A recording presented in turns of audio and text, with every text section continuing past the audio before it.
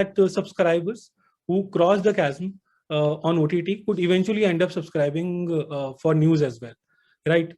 So like now the thing is, in like OTT, let's say I told you that I have subscribed to a certain number of OTT platforms. So similarly, there would be a limit that someone can subscribe to, let's say, one or two or maximum three news subscriptions. Then what are you doing to make sure that you are the preferred choice for them?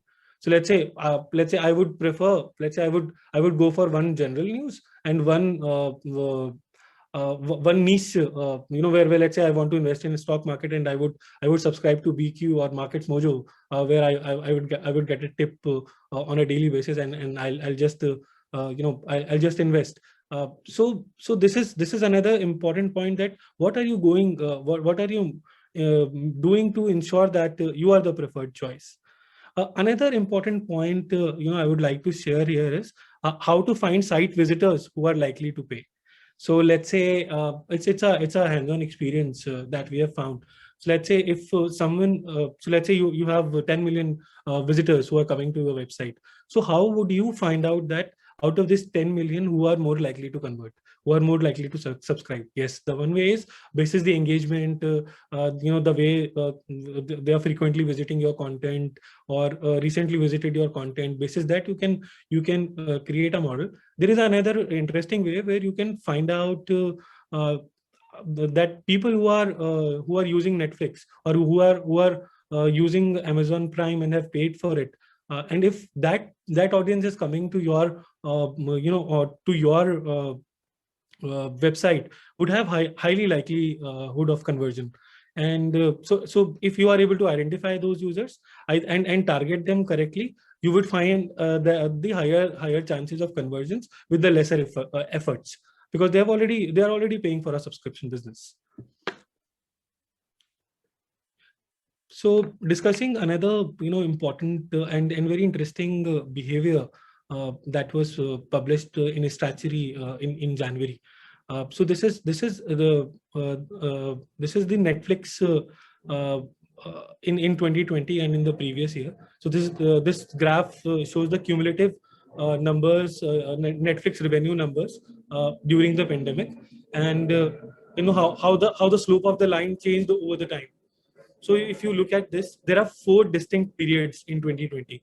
The first period was when the rest of the world was normal. The pandemic was restricted to China, and if you see, the subscriber acquisition for Netflix behaved like it behaved in the previous 3 years. While in the second phase, you can see that there was a dramatic increase in the subscriber base. So this was a time when pandemic hit the rest of the world. And in the third period, you will see a minimal growth. There is a flat curve. While in the fourth phase, you will see that it is again similar to how it was in the previous 2 years. So, and it would be, I think, why I'm sharing this graph here. Because I think it would be fair to consider this graph as a representation of how revenues of the OTT platforms and news subscriptions in India would have performed during the lockdown. And I'm quite sure that during between March and May, all the publishers in India would have seen a spike. So there is another interesting report shared by IBF where they say that paying OTT subscribers in India have increased from 22.2 million to 29 million from March to July 2020. So this is quite interesting to see that there was almost a 30% rise in the number of paid subscribers, and this is also a sorry. So it is also a great example of reframing.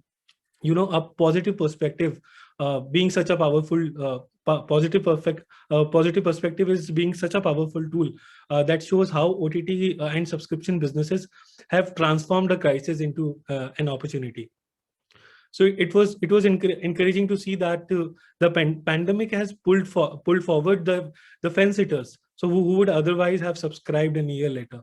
So probably there were limited buying options during the pandemic, and people, and this would have resulted in shifting the shopping behavior of the users, that I don't have any other option, where should I, and that instant gratification that shopping gives you. So I mean, it's my another hypothesis that because people wanted to buy something, and they've bought OTT subscriptions and new subscriptions at that point, because there was nothing else to to be